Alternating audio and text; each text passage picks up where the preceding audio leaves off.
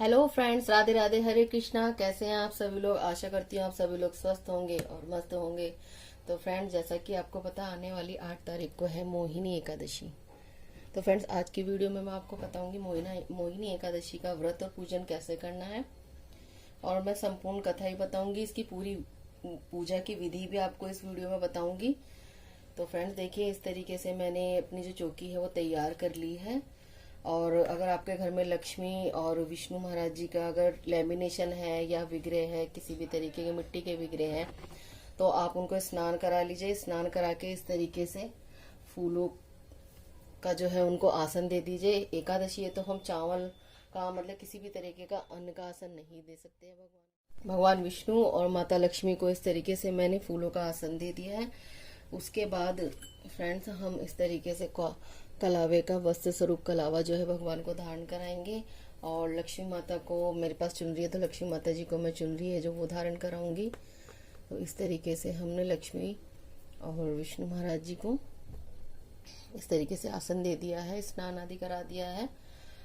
अब फ्रेंड्स, मैंने फ्रेंड्स लड्डू गोपाल जी को भी तैयार कर लिया है। तो मोहिनी एकादशी है तो मैंने अपने लड्डू गोपाल जी को मोहिनी स्वरूप दिया है, जैसा कि आप देख सकते हैं इस तरीके से। और येलो कलर के जो कपड़े हैं वो मैंने इनको पहनाए हैं, क्योंकि एकादशी है तो पीले जो रंग है, पीले का बहुत ही महत्व है। तो इस तरीके से मैंने हमारे लड्डू गोपाल जी को मोहिनी स्वरूप दिया है। और मैं इनको इस तरीके से चुनरी उड़ा दूंगी। ये देखिए फ्रेंड, हमारे लड्डू गोपाल जी लग रहे हैं ना, सच में राधा रानी जी हैं। तो मैं इनका क्लोज से आपको दर्शन कराती हूँ। ये देखिए फ्रेंड, कितने सुंदर लग रहे हैं। तो फ्रेंड्स, आप देख सकते हैं हमारे जो लड्डू गोपाल जी मोहिनी रूप लेके कितने सुंदर लग रहे हैं। पूरी तरीके से तैयार है वो। और ये हमने दे दिया इनके हाथ में अमृत कलश। ये अमृत कलश दे दिया है इनके हाथ में मैंने। ये हमें भगवान जी को पुष्प अर्पित करेंगे।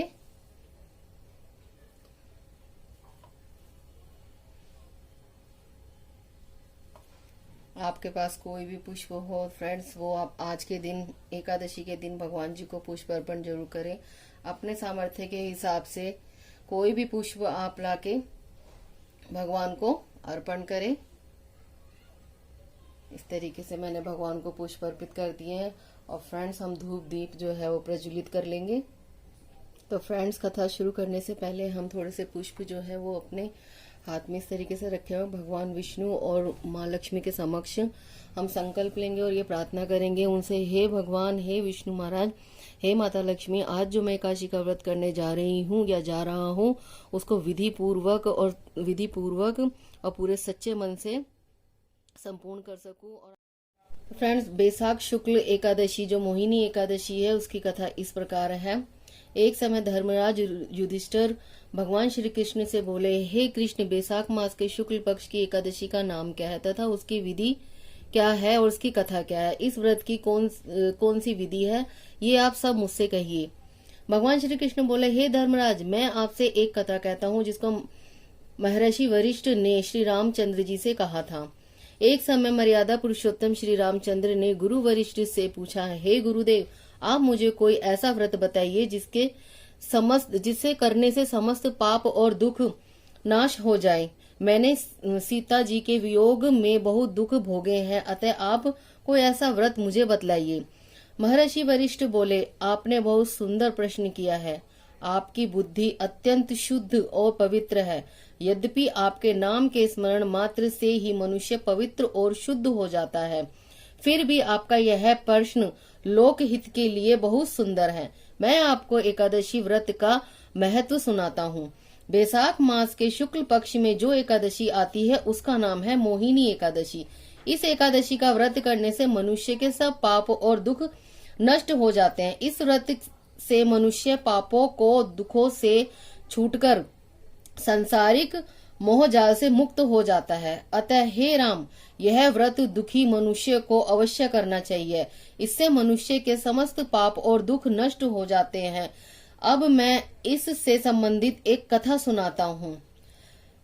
सरस्वती नदी के किनारे भद्रावती नामक एक नगरी थी। वहाँ पर बुद्धिमान नामक चंद्रवंशी राजा राज्य करता था। इसी नगरी में धन धान्य से पूर्ण पुण्यवान वैश्य धर्मपाल रहता था। वह अत्यंत धर्मात्मा और विष्णु भक्त था। उसने नगर में अनेक अन्य क्षेत्र, प्याऊ, कुएं, सरोवर, धर्मशाला, तालाब आदि बनवाए थे। उसने सड़कों के किनारे आम, जामुन, नीम आदि के अनेक वृक्ष लगवाए थे। उस वैश्य के 5 पुत्र थे, सुमना, सद्बुद्धि, वेधावी, सुकृति और धृष्ट बुद्धि।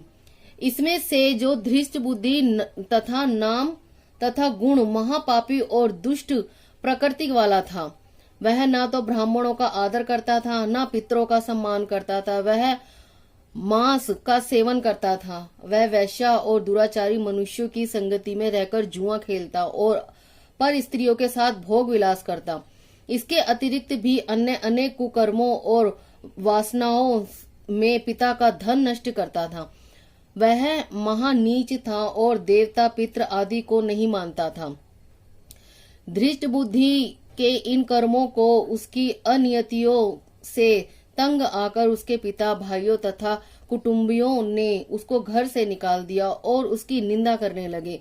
घर से निकाल देने के बाद कुछ समय तक वह अपने गहने और कपड़े बेचकर निर्वाह करता रहा।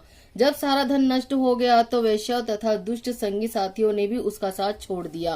तब वह भूख प्यास से अत्यंत व्याकुल रहने लगा। धनहीन हो जाने से अन्य कोई आर्थिक साधन नहीं रहने के कारण वह चोरी करने लगा। एक बार वह पकड़ा गया, परंतु राज्य कर्मचारियों ने उसको वैश्य का पुत्र जानकर छोड़ दिया। मगर जब दूसरी बार फिर पकड़ा गया तो उन्होंने उसे राजा के सामने उपस्थित कर दिया। राजा ने उसे कारागार में बंद कर दिया। कारागार में उसको बहुत कष्ट मिले और कुछ समय बाद उसको नगरी से निकाल दिया गया। दुखी होकर नगरी को छोड़कर वह वन में चला गया। वन में वह पशु पक्षियों को मारकर खाने लगा। कुछ समय पश्चात वह बहेलियां बन गया और मनुष्य बाण और धनुष बाण लेकर पशु पक्षियों को मारकर अपने पेट की आग बुझाने लगा। परंतु पशु पक्षियों का शिकार भी कोई साधारण बात नहीं। कई बार तो दिनों दिन शिकार नहीं मिलता, भूखा रहना पड़ता था। एक दिन वह भूख और प्यास से दुखी होकर भोजन की खोज में फिर रहा था। घूमते घूमते वह कौंडिन्य ऋषि के आश्रम में पहुंच गया। उस समय बैसाख का महीना था। कौंडिन्य ऋषि गंगा स्नान करके आ रहे थे। उनके भीगे हुए वस्त्रों के छींटे पड़ने से उसको कुछ सद्बुद्धि प्राप्त हुई। ऋषि की तपस्या और गंगा जल का स्पर्श पाकर दृष्ट बुद्धि कुछ संभल गया। वह मुनि के सामने हाथ जोड़कर कहने लगा, मैंने अपने जीवन में बहुत से पाप किए हैं। आप उन पापों से छूटने का कोई ऐसा साधारण उपाय बताइए जिसमें अधिक श्रम व धन न लगे। अब मैं आपकी शरण में हूँ। आप ही कोई उपाय बताकर मेरा उद्धार कर सकते हैं। उसके दीन वचन सुनकर ऋषि कहने लगे, ध्यान देकर सुनो। तुम बैसाख शुक्ल एकादशी का व्रत करो। इस एकादशी का नाम मोहिनी एकादशी है। इससे तुम्हारे अत्यंत जन्मों के सब पाप नष्ट हो जाएंगे। मुनि के वचन सुनकर वह अत्यंत प्रसन्न हुआ और उसके द्वारा बताई गई विधि के अनुसार मोहिनी एकादशी का व्रत किया। गुरु वरिष्ठ ने कहा, हे राम, इस व्रत के प्रभाव से धृष्ट बुद्धि के सारे पाप नष्ट हो गए और वह अंत में पाप रहित होकर गरुड़ पर बैठकर विष्णु लोक गया। इस व्रत से मोह, मद आदि सब पाप नष्ट हो जाते हैं। संसार में इस व्रत से श्रेष्ठ अन्य कोई व्रत नहीं है। इसके महात्म्य को पढ़ने तथा सुनने से 1000 गोदान का फल प्राप्त होता है। इस प्रकार महर्षि वरिष्ठ ने श्री रामचंद्र जी से मोहिनी एकादशी की पूरी कथा कही। तो फ्रेंड्स, कथा हमारी अब पूर्ण हो चुकी है। अब इसके बाद हम प्रेम पूर्वक, श्रद्धा पूर्वक, पूरी विधि विधान के साथ भगवान विष्णु की, लड्डू गोपाल जी की, माँ लक्ष्मी की हम आरती करेंगे।